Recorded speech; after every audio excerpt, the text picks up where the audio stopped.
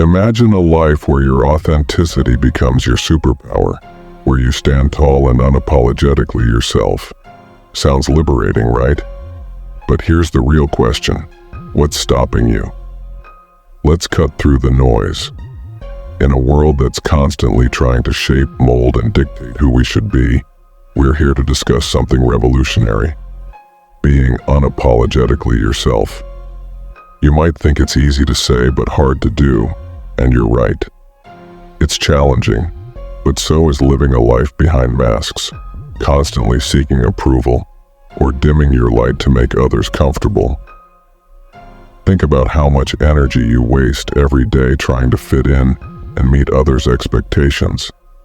It's exhausting, isn't it? And worse, it robs the world of your unique gifts, your authentic voice, and your true potential. The Stoics, those ancient philosophers, figured this out centuries ago. Marcus Aurelius, the Roman emperor, advised, "Be your own master and view things as a man, a human being, a citizen, a mortal." In other words, own who you are and need no apologies. This isn't just Stoic wisdom. From Eastern philosophies to modern thinkers, this truth echoes through time. Your authenticity is your greatest strength. Today we're diving deep into why being yourself without apology is not just philosophical fluff, but a powerful, practical way to live. We'll explore what's holding you back, how to break free, and how to harness the immense power of your authentic self. Are you ready to stop apologizing and start living? To trade others' expectations for your own convictions? As Bruce Lee said, to be yourself in a world that's constantly trying to make you something else. Buckle up, gentlemen. This isn't just a video, it's a call to arms. A call to be unapologetically, uncompromisingly, and unstoppably you. Chapter 1. The Stoic Perspective. Let's delve into the wisdom of the Stoics, men who lived centuries ago but whose words still resonate today. First, Epictetus, born into slavery and later one of the most influential philosophers of his time, said, "It's not what happens to you but how you react to it that matters." Consider this in the context of being yourself. Your power lies not in controlling others' opinions, but in how you respond to them. Imagine someone criticizing you for being too outspoken. The average person might shrink back, apologize, and try to fit in, but the Stoic would ask, is their opinion within my control? Is my reaction within my control? Absolutely. Now let's talk about Marcus Aurelius, the philosopher king. In his personal journal, later published as Meditations, he wrote, "Be your own master and view things as a man, as a human being, as a citizen, as a mortal."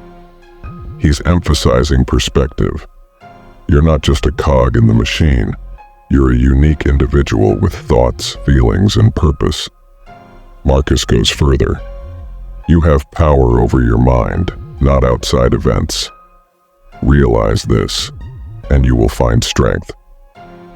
This is the core of being unapologetically yourself. You can't control if people like you, but you can stay true to your values. Consider a modern example. If you're committed to improving your mental health but your friends dismiss it, the weak person might downplay their efforts to fit in. The Stoic, however, would stand firm, knowing their well-being isn't compromised by others' opinions. Next, Seneca, another Stoic heavyweight, said, "As long as you live, keep learning how to live." This isn't just about acquiring knowledge, but continually refining who you are, understanding yourself better, and having the courage to live according to that understanding. Seneca also said, "He who lives in harmony with himself lives in harmony with the universe." When you're true to yourself, you align with the natural order, embracing rather than fighting your nature. So how do we apply this Stoic wisdom daily? Here's how. 1. Self-reflection. Spend time each day examining your thoughts and actions. Are you living according to your values or compromising to please others? 2. Focus on what you can control. Your actions, thoughts, and responses. Let go of trying to control others' opinions. 3. Embrace discomfort. Growth happens outside your comfort zone. Don't shy away from challenges that push you to be authentically yourself. Practice indifference to criticism. Not everyone will like the real you, and that's okay. As Marcus Aurelius said, "It never ceases to amaze me that we love ourselves more than others, but care more about their opinion." 5. Live according to nature. Understand your own nature, your strengths, weaknesses, and values, and align with them. Being unapologetically yourself isn't about being stubborn or inconsiderate. It's about having the courage to be authentic, stand by your convictions, and live on your own terms. As we wrap up this Stoic perspective, consider Epictetus's advice. First, say to yourself what you would be, and then do what you have to do.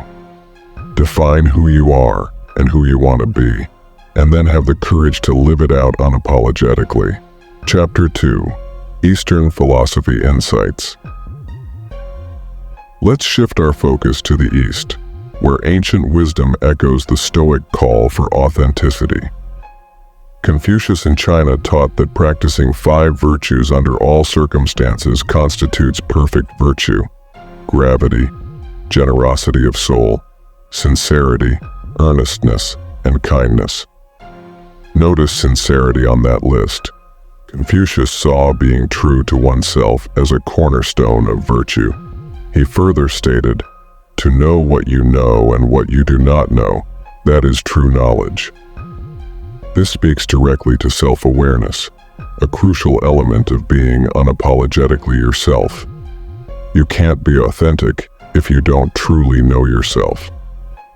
Lao Tzu, the founder of Taoism, offered another perspective.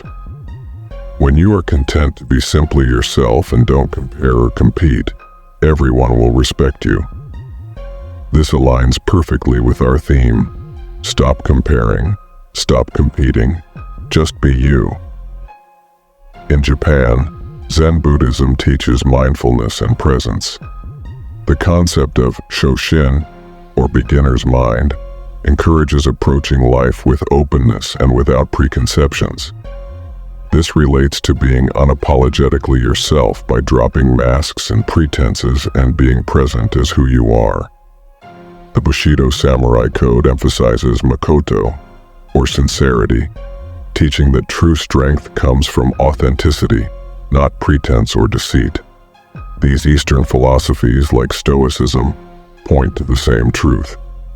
Your authenticity is your power. They teach us to know ourselves, be present, let go of comparisons, and live with sincerity. As the Japanese saying goes, "The nail that sticks out gets hammered down." Remember, those nails often change the world. Don't be afraid to stick out. Be unapologetically you. Chapter 3. The Power of Authenticity. Let's get straight to the point. Being unapologetically yourself isn't just feel-good philosophy. It's a game changer, a superpower that can transform every aspect of your life. First, authenticity breeds confidence. When you're not expending energy maintaining a facade, you stand taller, speak more clearly, and act with more conviction. As Jen Sincero puts it, the only way to deal with the world is to be yourself. This confidence radiates, and people notice. Second, authenticity attracts the right people. When you're genuine, you naturally filter out those who don't align with your true self, building deeper, more meaningful relationships. Remember, I am who I am. Your approval is not needed. Third, authenticity fuels success. Steve Jobs didn't change the world by following the crowd. He once said, "Your time is limited, so don't waste it living someone else's life." Being true to yourself allows you to tap into your unique strengths and passions, where innovation happens. Here's the kicker. Authenticity reduces stress. Constantly trying to be someone you're not is exhausting. Brené Brown nails it. Authenticity is the daily practice of letting go of who we think we're supposed to be and embracing who we are. This letting go is liberating. Lastly, authenticity leads to self-respect. As Marcus Aurelius said, "I have often wondered how it is that every man loves himself more than all the rest of men, but yet sets less value on his own opinion than on the opinion of others." When you're unapologetically you value your own opinion most. That's self-respect in action. But let's be honest, it's not easy. Society pressures us to conform, and social media amplifies this by showing us curated versions of others' lives. It's tempting to mold ourselves to these ideals. However, remember, you're allowed to be both a masterpiece and a work in progress simultaneously. You don't need to be perfect to be authentic. You just need to be you unapologetically. So ask yourself, are you living authentically, or are you still apologizing for who you are? The power is in your hands. Choose authenticity. Choose you. Chapter 4. The Masculine Art of Unapologetic Living. Gentlemen, let's discuss what it truly means to be a man in today's world. Being unapologetically yourself isn't just about self-expression, it's about embodying core masculine strength. Real men don't hide behind masks or bend to every whim of society. If you find this video helpful, don't forget to like, share, and subscribe for more content on philosophy, personal growth, and living wisely.